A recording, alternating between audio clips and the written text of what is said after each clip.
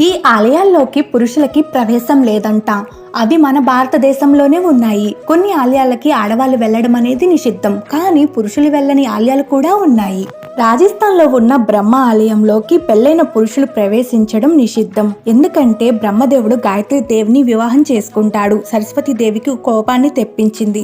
దీంతో సరస్వతి దేవి పెళ్లైన పురుషులు ఈ ఆలయంలో అడుగుపెట్టి పూజలు చేస్తే వారి జీవితంలో అనేక ఇబ్బందులు కలుగుతాయని శపించిందంట. దీంతో ఈ ఆలయం గర్భగుడిలోకి పురుషులు ప్రవేశించకూడదని నిషేధం ఉంది.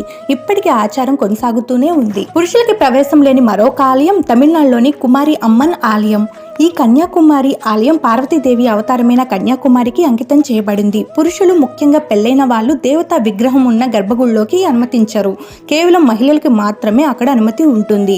ఇంకా ఆలయం సంప్రదాయాలు, నియమాల ప్రకారం సన్యాసులు మాత్రం ద్వారం దగ్గర నుంచి మాత్రమే సందర్శించవచ్చు. ఇంకా పురుషులు దూరంగా ఉండి ప్రార్థనలు చేసుకోవాలి.